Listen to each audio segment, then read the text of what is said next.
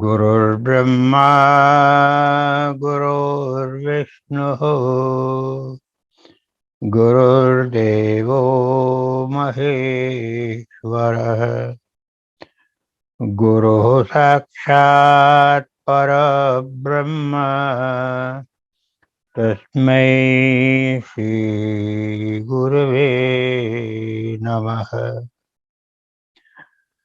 नीलाम्बुजश्यामलकोमलाङ्गं सीतासमारोपितवामभागम् पाणौ महासायकचारुचापम् नमामि रामं रघुवंशनाथम्।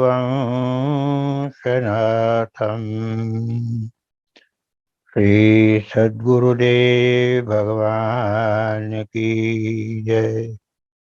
श्री रामचंद्र भगवान की जय।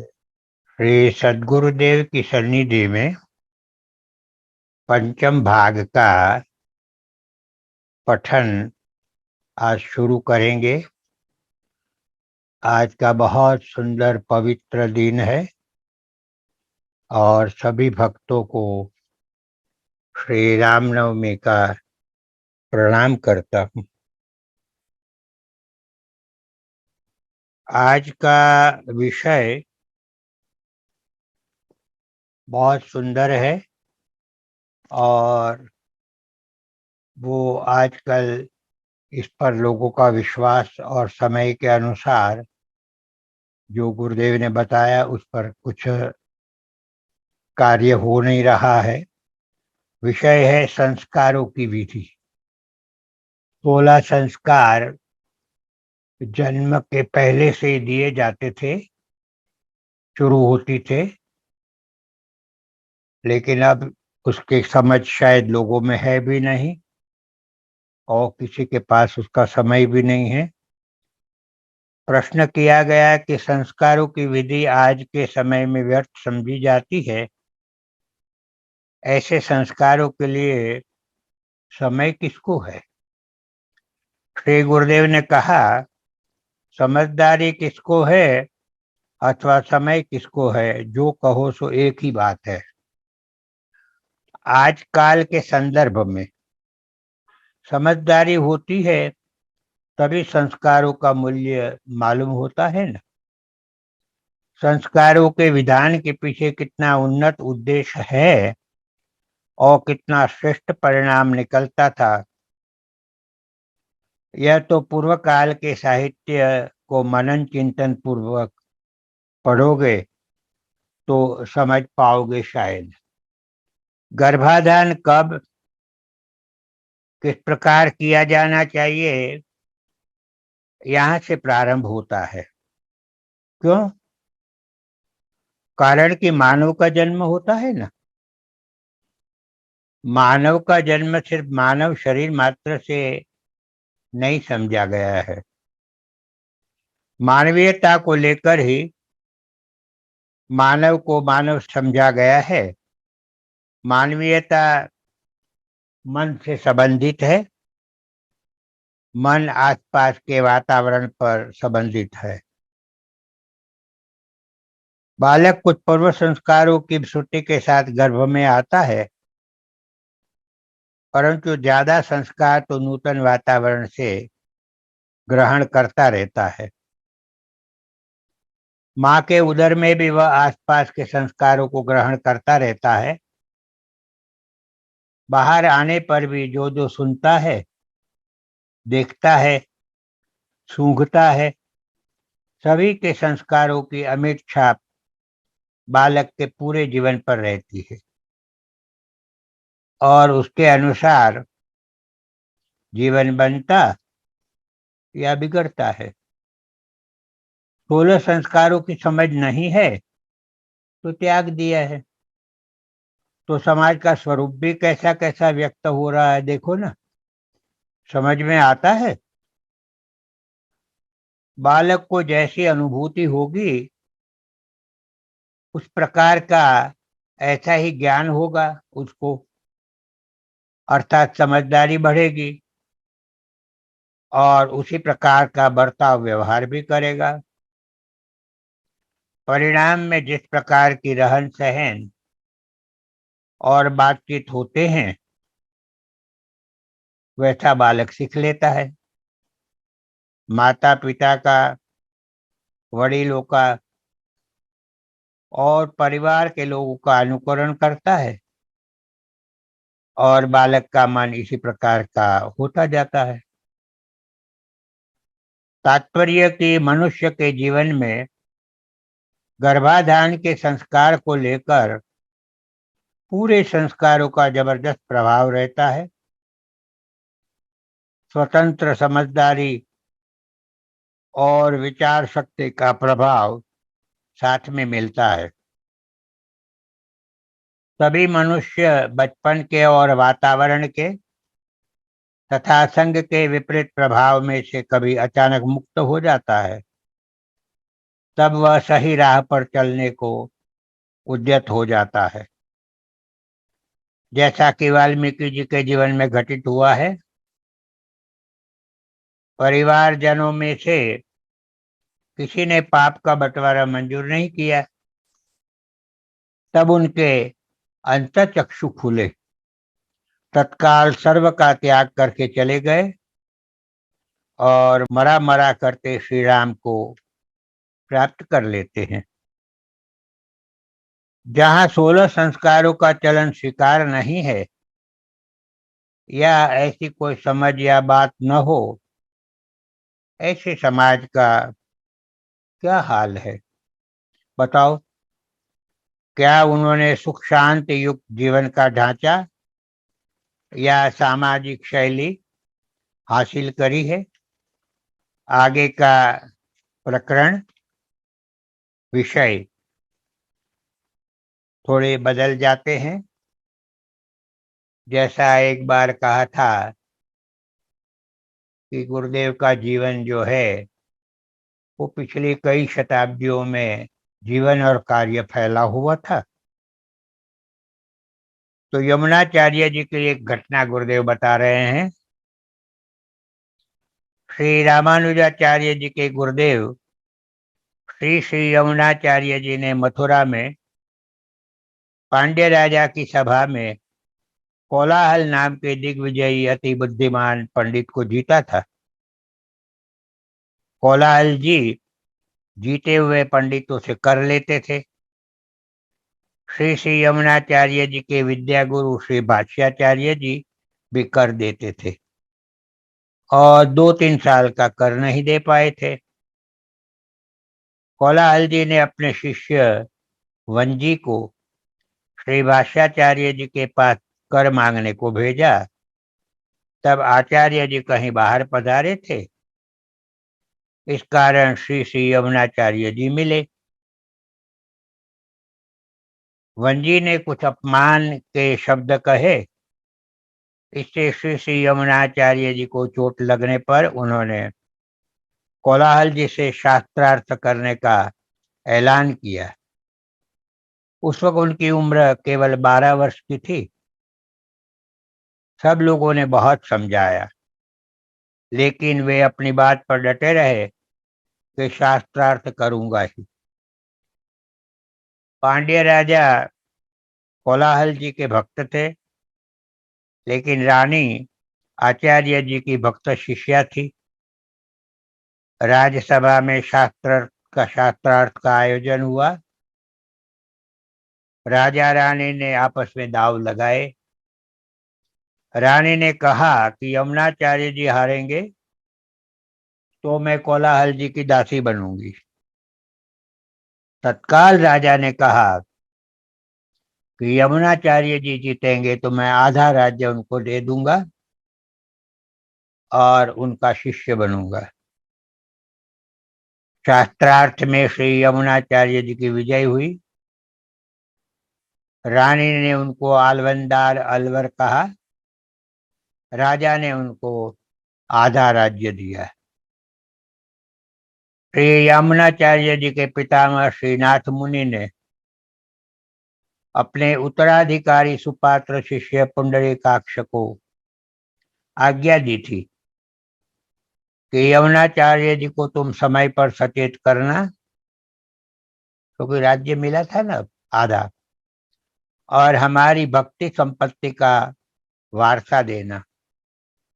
पुंडरीकाक्ष ने अपनी मृत्यु के समय अपने शिष्य राम मिश्र को भक्ति संपत्ति की अमूल्य धरोहर श्री यमुनाचार्य को पहुंचाने की आज्ञा दी। श्री राम मिश्र ने 35 वर्ष के श्री यमुनाचार्य जी को बुलाकर कहा कि आपके पितामह ने आपके लिए बड़ा भारी खजाना मेरे पास रख छोड़ा है, उसको प्राप्त करने के लिए अब उचित समय आ पहुंचा है, इसलिए आप मेरे साथ चलो और मार्ग में भक्ति ज्ञान रस प्रेम का सत्संग करते कराते सीधे श्री रंगनाथ जी के मंदिर में ले गए। श्री यमुनाचार्य जी को उसी क्षण धन संपत्ति निरस हो गई, वैराग्य और भक्ति प्रेम उमड़ आए। तब से जीवन पलट गया। भगवत सेवा और ग्रंथों की रचना में ही निमग्न रहने लगे। विशिष्टाद्वैतवाद का ही प्रतिपादन किया है सिद्धित्रय, गीतार्थ संग्रह और आगम प्रामाण्य आदि ग्रंथों में। इन्हीं के शिष्य श्री श्री रामानुजाचार्य जी हुए। उनकी भी बड़ी विलक्षण घटनाएं हैं। उनके माता पिता ने तेजस्वी संतान प्राप्ति के लिए खूब भजन पूजन किया। इससे प्रसन्न होकर स्वयं श्री शेष जी भगवान ने श्री रामानुज के रूप में अवतार धारण किया। भगवान श्री राम जी के छोटे भाई लखनलाल जी का ही अवतार होने से श्री रामानुज नाम पहले से ही रहा। जन्म से ही अलौकिक सामर्थ्य थी। कांची नरेश की पुत्री को ब्रह्म राक्षस पीड़ा पहुंचाता था, उसको आपने चरण जल से ही निकाला। स्मरण शक्ति के विषय में गुरुदेव कुछ समझा रहे हैं। श्री गुरुदेव बता रहे हैं कि यह पक्की बात है कि जिन विषयों में तुम्हारा मन लग जाता है उन विषयों के बारे में तुम सब कुछ अच्छी प्रकार से याद रख पाते हो, समझ भी सकते हो, सोच भी सकते हो। इसलिए यह निश्चय हुआ कि जो विषय तुम्हें सीखना है, जो साध्य करना है, तुम्हें याद रखना है, उसे प्रथम बार पढ़ते समय बराबर मन लगाकर शांत चित्त से अच्छी तरह से पढ़ो। जो विषय प्रथम बार अच्छी प्रकार से पढ़ने से या सुनने से जितना अच्छी तरह से याद रह जाता है, उतना दूसरी तीसरी बार पढ़ने से याद नहीं रहता है। पढ़ने में उतावल, जल्दी या भूल मत करो। पढ़ने से जिनका अर्थ समझ में ना आए उनको ऐसे ही याद करने का प्रयत्न भी मत करो। सावधानी के साथ कार्य प्रारंभ करना चाहिए। यदि एक बार शुरू में भूल आ जाती है तो उसे सुधारने में ज्यादा समय लगाना पड़ता है। जिस विषय को याद रखना होवे उसको आधा अर्थात बीच में कदापि नहीं छोड़ना। कुछ लाइन एक समय पर याद कर लिया और कुछ लाइन दूसरे समय पर याद किया जावे, इस प्रकार करना अच्छा नहीं। इसमें समय अधिक लगता है और विषय का अनुसंधान मन में जमता नहीं है, इसलिए ठीक से याद भी नहीं रहता, समझ में भी नहीं आता है। इसलिए आरंभ से अंत तक पूरा विषय बराबर पूरा ध्यान देकर पढ़ा जावे तो कम समय में याद रह जाता है, समझ में आ जाता है। तात्पर्य कि एक विषय लगातार पढ़ते रहो, भले दिन में एक एक दो दो घंटा पढ़ो, परंतु वही एक ही विषय एक ही विषय को बार बार पढ़ने से हानि नहीं। स्मरण शक्ति का अनुभव ऐसा है कि एक बार सीखने पर या सुनने के पश्चात 1 कलाक में जितना भूला जाता है उतना पूरे दिन भर में भूला नहीं जाता है। पहले दिन जितना भुलाया जाता है उतना सप्ताह भर में भूला नहीं जा सकता है। इसलिए पढ़ने सुनने के बाद प्रथम कलाक में या प्रथम दिन में बार बार पुनरावृत्ति करना आवश्यक है। नूतन बात सीखने में या याद रखने में इस बात की चिंता नहीं करना चाहिए कि हम उसे किस प्रकार याद रखेंगे, परंतु चिंता यही करनी चाहिए कि उस विषय को हम भूल न जावे। इस प्रकार इच्छा पूर्वक वह विषय बार बार पढ़ना, वह समझना। मन थका हुआ हो तब कोई विषय याद रखने का प्रयत्न करना नहीं, परंतु ध्यान रखना कि मन क्यों थका हुआ है, कहाँ गया था, पढ़ना चाहता है कि नहीं। एक विषय को याद रखने के प्रयत्न के बाद फौरन ही दूसरे विषय को याद रखने का प्रयत्न नहीं करना। जब तक विषय दृढ़ता से याद न रह जावे तब तक उसके ऊपर दूसरे विषय का आवरण मत चढ़ा देना, यानी कि स्मृति के पर आवरण मत चढ़ाना। एक विषय को याद रखने के प्रयत्न के बाद उसी में मन को लगाए रखना जब तक कि वह पूर्णपण से दृढ़ता से याद न रह जावे। मन उसी में लगाकर रखोगे तो तुम्हारी विश्रांति की क्षणों में भी तुम तो विश्रांति करते रहोगे, परंतु तुम्हारा मन उस विषय को याद करता रहेगा। सुबह जागृत होने पर तुमको स्वतः को आश्चर्य मालूम पड़ेगा कि रात को सोते समय तो मुझे इतना याद नहीं रहा था, ये विषय फिर उठते ही कैसे पूरा याद रह गया है। इसमें कारण यह है कि सीखे हुए नूतन विषय को याद न करने का कार्य विश्रांति के समय में भी मन ने किया है। जिस विषय को कंठस्थ करना हो उसे लिखकर कंठस्थ मत करना। जिस विषय को लिखना का है उसे व्यवस्थित ढंग से लिखकर फिर पढ़ो, उसे ही ध्यान पूर्वक पढ़कर समझ पूर्वक याद करते रहना। 4 प्रहर और भजन उस विषय के ऊपर प्रकाश डालते हुए पूज्य गुरुदेव बता रहे हैं।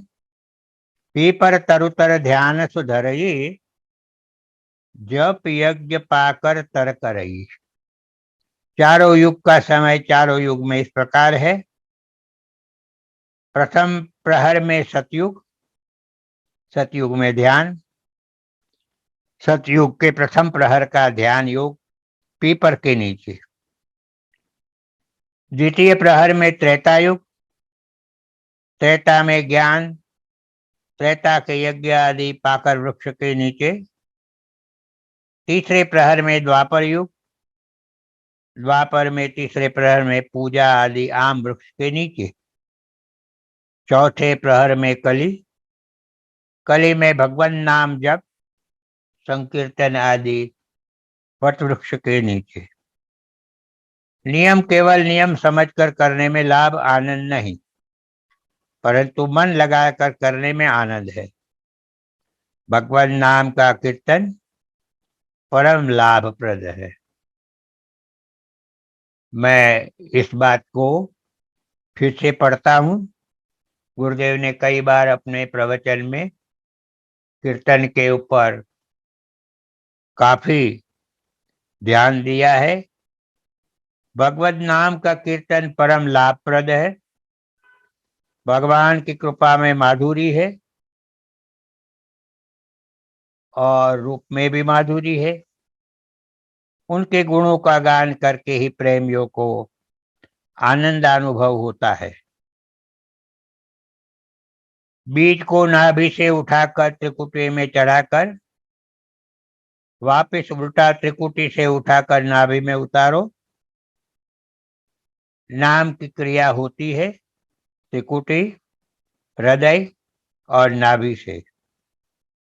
एकाग्रता हुई कि क्रिया योग का प्रारंभ। जब चौथा स्थान खुलता है तब नाद चालू रहता है। मुझे यहाँ यह बताना प्रासंगिक लग रहा है कि पूज्य गुरुदेव स्वयं श्री बाबा जी महाराज थे जिन्होंने श्यामाचरण लाहिरी को क्रिया योग की दीक्षा दी थी। लाहिरी महाशय के शिष्य युक्तेश्वरानंद जो संत थे, लाहिरी महाशय गृहस्थी थे और युक्तेश्वर जी के शिष्य परमहंस श्री योगानंद जी थे। योगानंद जी ने एक योगी की आत्मकथा हिंदी, गुजराती, विभिन्न भाषाओं में और अंग्रेजी में भी मिलती है। जिनको बाबा जी के विषय में जानना हो वो इसको पढ़कर और काफी कुछ समझ पाएंगे। बाबा जी के विषय में जो गुरुदेव ने, जो योगानंद जी ने लिखा है, तो वो इस सृष्टि के प्रारंभ से ही इस शरीर के रूप में भक्तों का, जिज्ञासुओं का कल्याण करने के लिए इस सृष्टि में निरंतर वो घूमते रहते हैं। क्रिया योग की दीक्षा श्यामाचरण लाहिरी जी को बाबा जी ने दी थी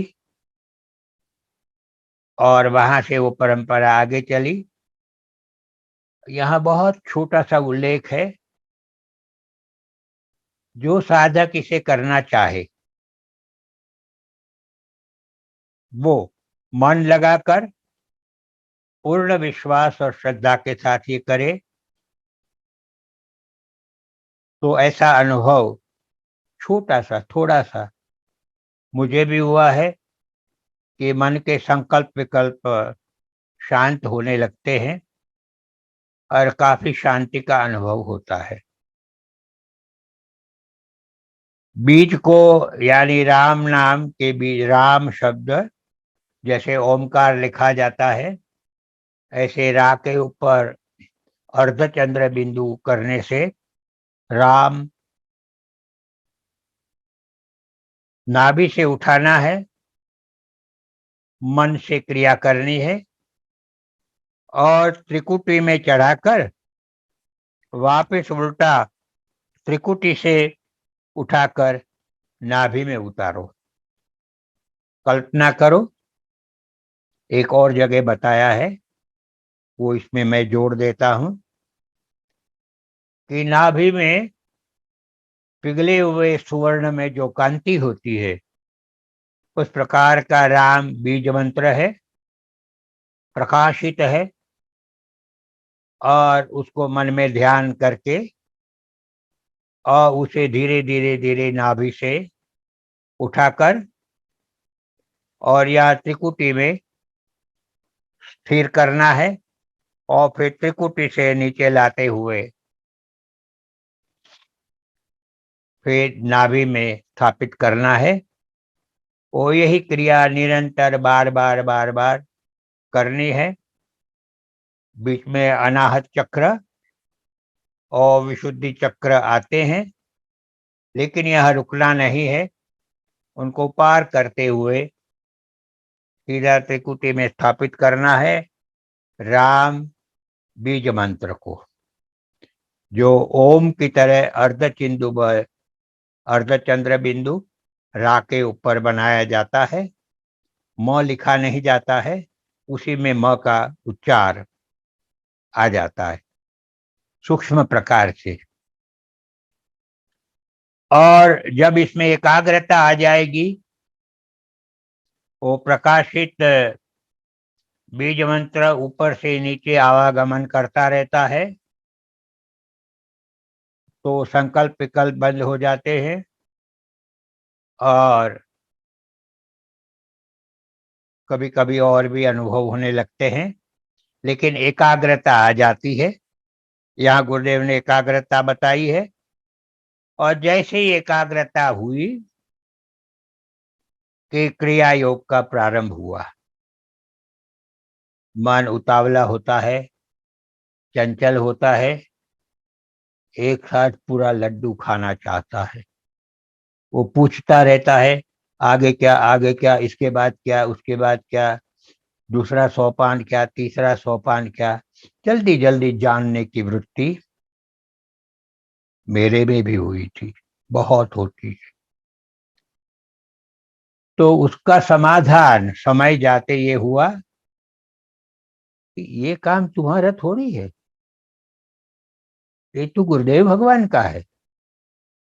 समय आने पर वो दूसरा सोपान भी बताएंगे, तीसरा भी बताएंगे। अभी तो प्रथम सोपान बताया है, किए जाओ, किए जाओ, किए जाओ, और कोई विचार नहीं। लगातार यही क्रिया बार बार, सुबह दोपहर शाम, जब भी समय मिले एक निश्चित समय करे अच्छी तरह से। स्वस्तिकासन में बैठे, भले पद्मासन से न बैठा जाए या सिद्धासन से न बैठा जाए, मेरुदंड को बराबर सीधा रखे, तो ये क्रिया अत्यंत हितकारी, फायदेमंद होगी। पूर्ण श्रद्धा और विश्वास के साथ इसे करना। और जब एकाग्रता होती है तो गुरुदेव भगवान कहते हैं कि सीधे चौथे स्थान पर पहुंच जाते हैं। वो स्थान खुलता है और तब नाद चालू रहता है। नाद के विषय में तो आप सब लोग थोड़ा बहुत तो जानते ही होंगे। और ये जब खुलता है तो बहुत अच्छी तरह से और एकाग्रता आ जाती है। बिना प्रभाव जाने कभी अनुराग नहीं होता है। हम बीज मंत्र को क्यों जप रहे हैं, इसका क्या प्रभाव है, वो हम शास्त्रों के अभ्यास से, पूज्य गुरुदेव की कृपा से, उनकी वाणी से और संतों के प्रवचनों वगैरह में से, उनकी वाणी से हम राम बीज मंत्र का प्रभाव जानने लगते हैं। श्री रामेति परम जाप्यम तारकम ब्रह्म संज्ञकम, राम स्तवराज में ये श्लोक है। श्री राम या बीज मंत्र राम परम जप है, इससे श्रेष्ठ बढ़िया कोई जप है नहीं। तारकम, तार देने वाला है, भवबंधन से छुटकारा देने वाला है।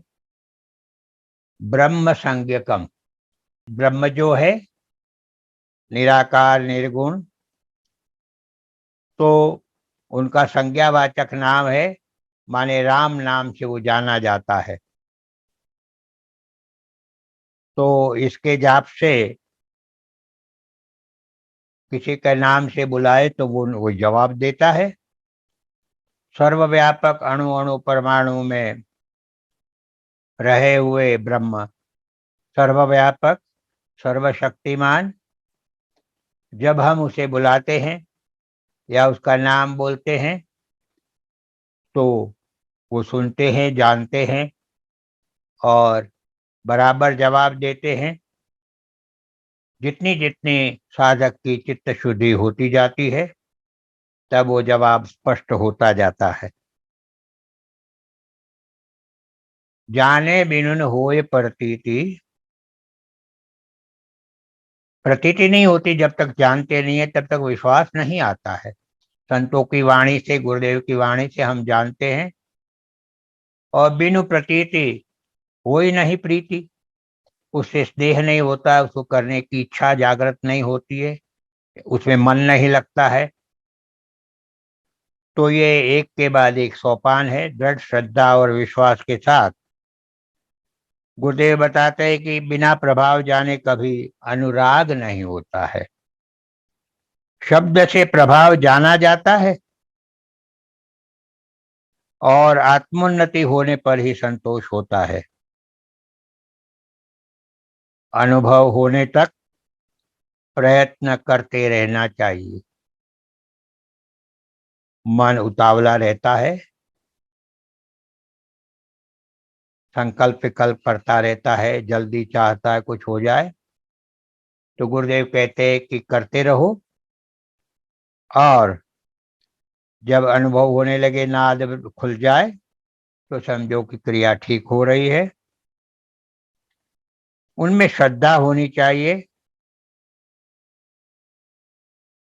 अब शास्त्र की बातों में बोले कोई भी विशेषण दो,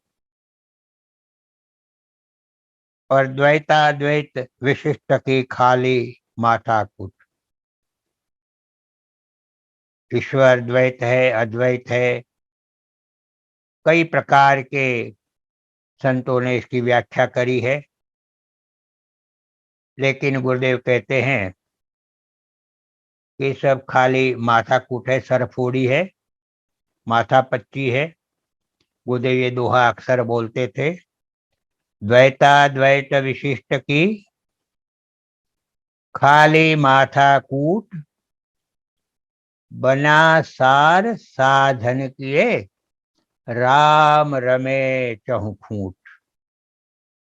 ईश्वर द्वैत है, अद्वैत है, विशिष्ट द्वैत है, विशिष्ट विशिष्ट अद्वैत है। ये सब चर्चा में समय लगाने के बदले ये सब माथा कूट है, माथा पच्ची है। तो गुरुदेव के बना सार, गुरुदेव का उपनाम है बना। बना कहते हैं, सार क्या है? साधन किए, साधन करते रहो। जो भी प्राप्त साधन मिले गुरुजनों से, शास्त्रों से, राम रमे चहुखूट। चहुखूट चारों दिशाओं में, चारों कोनों में, माने सर्वव्यापक वो राम जो रमते रहते हैं। राम रामेति रामेति रमे रामे मनोरमे, रमते रहते हैं, सब जगह व्याप्त है वो प्रभु। तो उनकी अनुभूति साधक को होगी। शब्द का उच्चार किस प्रकार होता है, उस विषय में गुरुदेव बता रहे हैं, और ये महत्वपूर्ण बात भी है। हमारी भीतरी वायु बाहर निकलकर बाहर की वायु में अति सूक्ष्म वायु, जिसे ईथर कहते हैं, उसे टकराती है, धक्का लगाती है। और टकराने से जिस प्रकार की कंपन, स्पंदन होती है, उसके अनुसार शब्द निकलता है। वह कंपन ही शब्द होता है। शब्द हमारी इच्छा अनुसार निकलता है। इच्छा में गति है और गति में कंपन है। यह कंपन सूक्ष्म वायु में होती है। सूक्ष्म वायु को ईथर कहते हैं।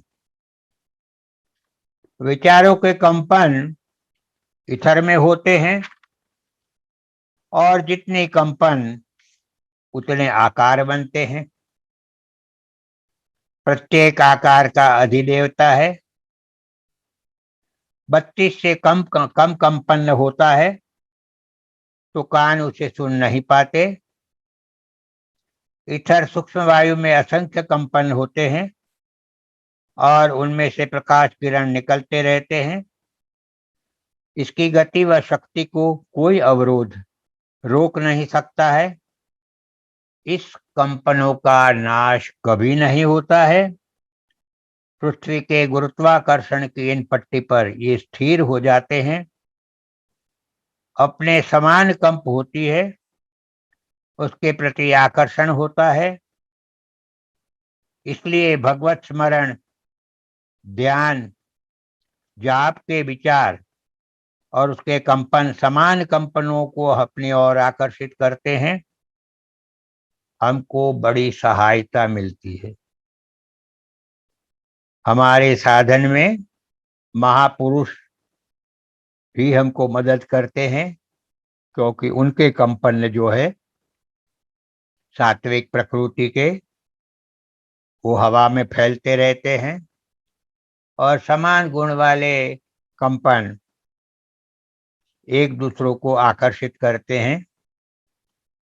इस बारे में गुरुदेव ने बार बार प्रवचनों में बताया भी है और इसे परमाणु शब्द भी कहा से बताया गया है। परमाणु से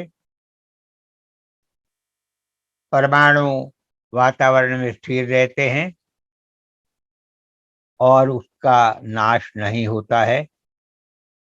इसी प्रकार का कुछ प्रश्न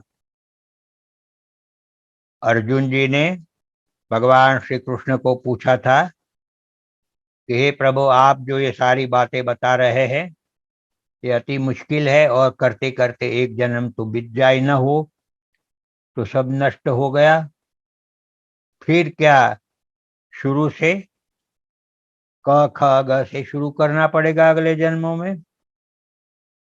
तब भगवान श्री कृष्ण उन्होंने इस प्रकार का जवाब दिया है कि ऐसे जीव जो है जिन्होंने कुछ प्राप्ति करी है, वो अगले जन्म में किसी श्रेष्ठ महानुभाव के घर जन्म लेते हैं और वहां से फिर आगे यही ज्ञान उनको मिलता है और फिर आगे बढ़ते रहते हैं। यानी कि जो प्राप्ति हो गई है वो नष्ट नहीं होती है। ये इतना सुंदर है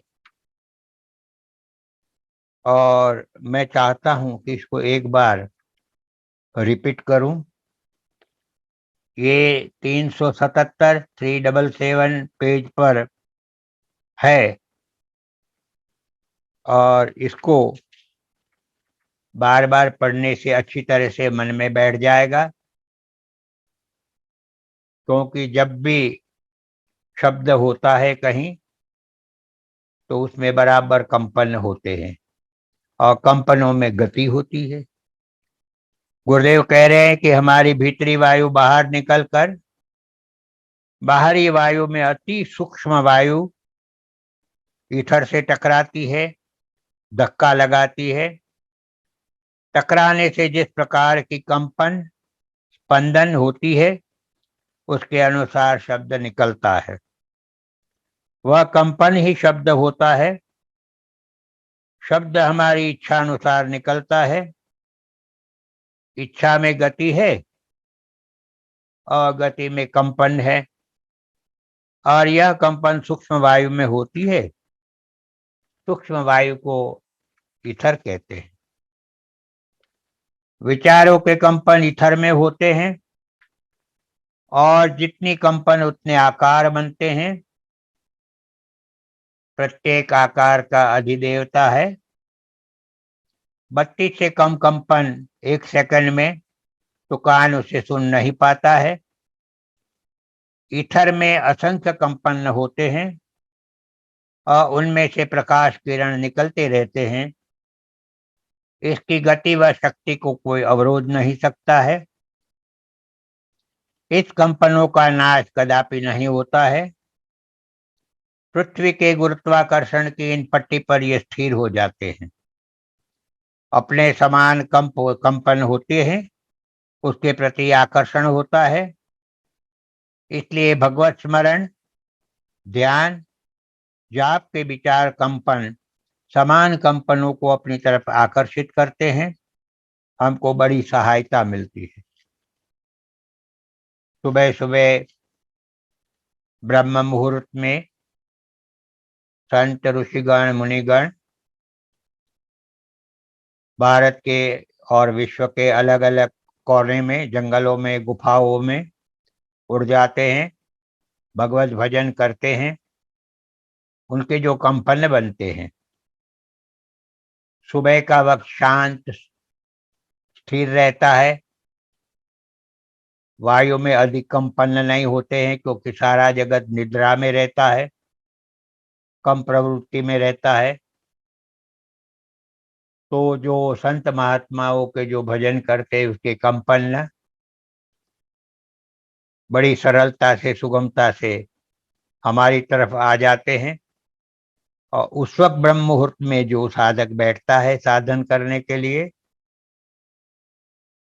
तो महापुरुषों के जो कंपन है वो हमारे कंपनों को मदद करते हैं और अच्छी तरह से साधन भजन होता है। इस विषय में कई बार गुरुदेव ने कहा है, जो इन पुस्तकों में बिखरा हुआ है, जिनको इसमें विषय में रस हो वो अच्छी तरह से इसको पढ़े, करे और अपना जीवन को सार्थक करे। 32 करोड़ देवी देवता के विषय में जिन्होंने शास्त्रों का अभ्यास नहीं किया है, इसको कपोल कल्पित मान्यता मानते हैं। और हमारे ही सनातनी धर्म में नूतन युग के जो कॉलेज विद्यालयों में पढ़ते हैं, इस पे अविश्वास करते हैं, पूर्ण अभ्यास नहीं करते हैं। 32 करोड़ देवता होते हैं, उस विषय में गुरुदेव ने बराबर बताया है।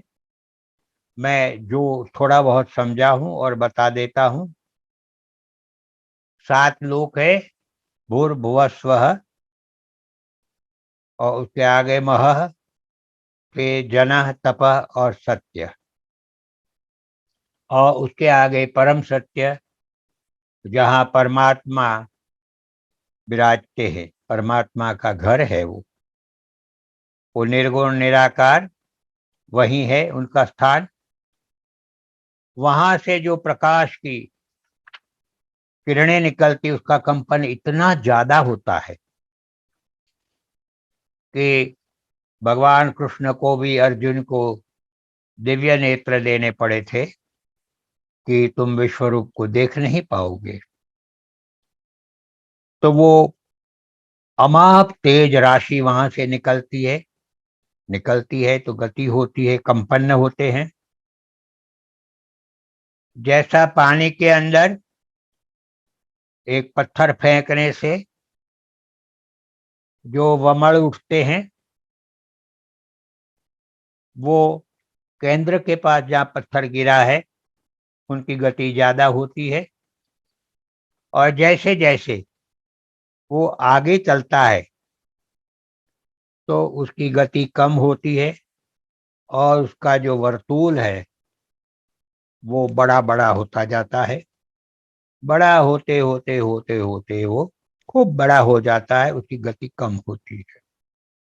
गति कम होती है, कंपन भी कम होते जाते हैं, और फिर हमारे तक जब पहुंचते तो हम उसको कुछ अनुभूति कर सकते हैं। ये कंपनों के जो अलग अलग कंपन संख्या और गति होती है, उसके अलग अलग स्थान है, रुकते हैं। जैसे गुरुदेव ने बताया कि वहां के अधिदेवता है, उनका स्वरूप है, सब कुछ है, और उनके लोक है, उस लोक में वही कंपन से काम होता है। हमारे पृथ्वी के कंपन और गति अलग है जिसमें हम जी रहे हैं। ये शास्त्रों को पढ़ने से, योग की किताबों के पढ़ने से, ये बड़ा विशाल विषय है और यहाँ उसका उचित स्थान भी नहीं है कहने का, और कहने वाले का भी इतनी योग्यता भी नहीं है। पढ़ा जरूर है।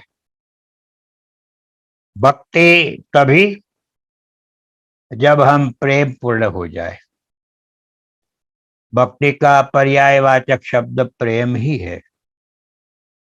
भक्ति यानी प्रेम, प्रेम यानी भक्ति।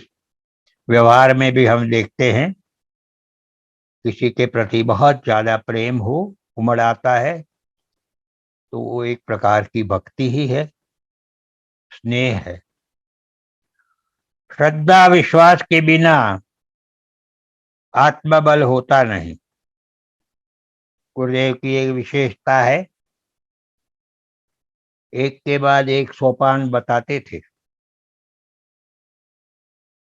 और उस सोपान को एक एक करके चढ़ते जाए, माने साध्य करते जाए, तो आखिरी सोपान तक पहुंच सकता है साधक। इस प्रकार गुरुदेव के प्रवचन में मैंने कई बार देखा है कि ये करने से ये होगा, फिर उसके करने से ये होगा, फिर वहां तक पहुंचोगे तो ये होगा। तो यह गुरुदेव कहते हैं कि श्रद्धा विश्वास के बिना आत्मबल नहीं होता।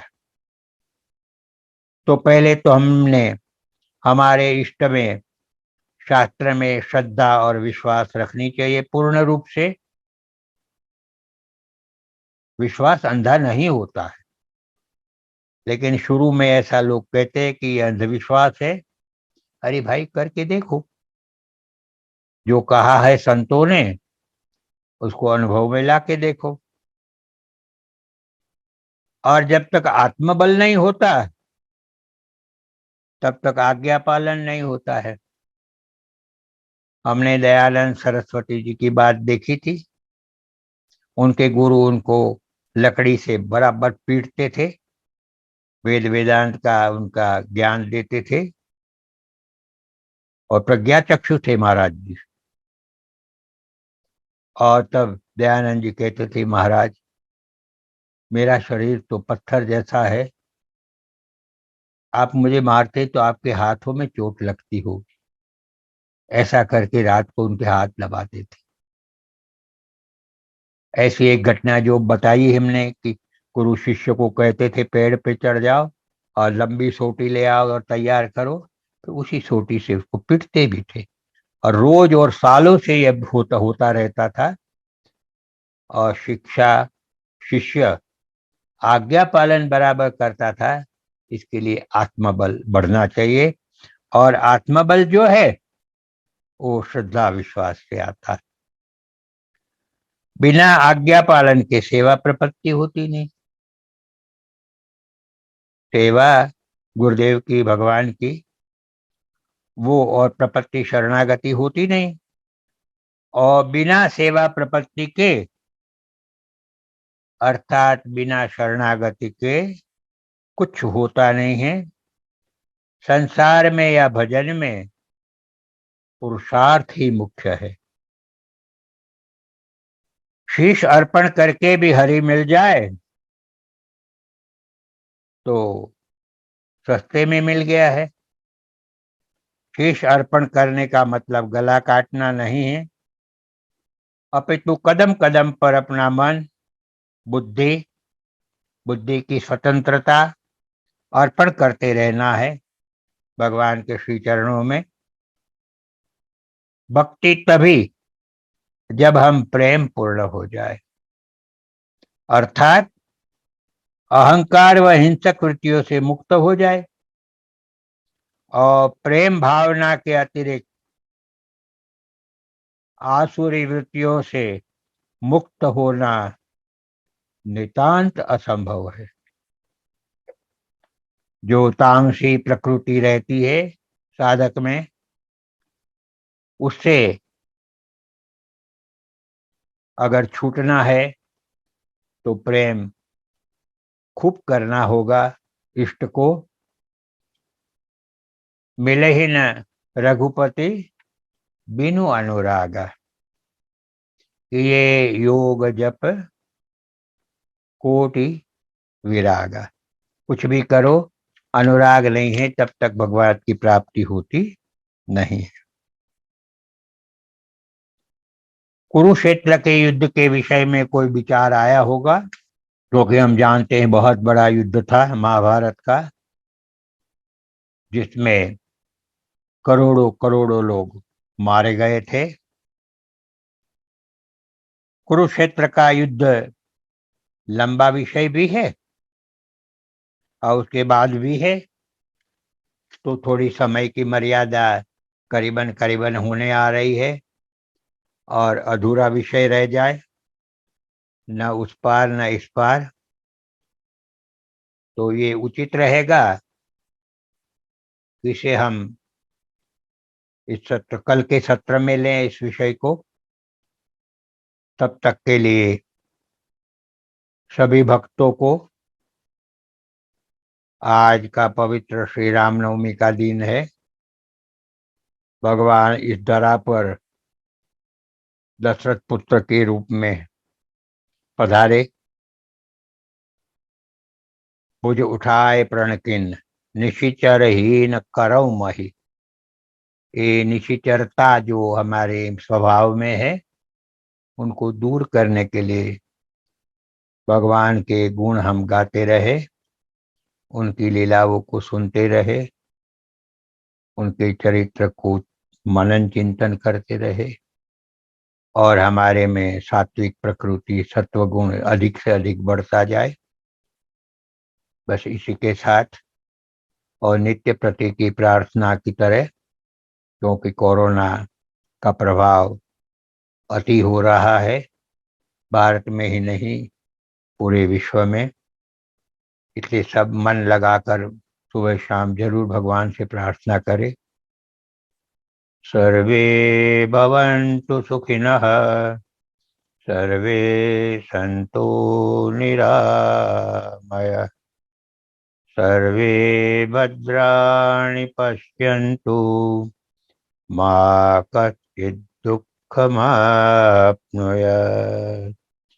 ओम शांति शांति शांति। श्री सद्गुरुदेव भगवान की जय। श्री रामचंद्र भगवान की जय।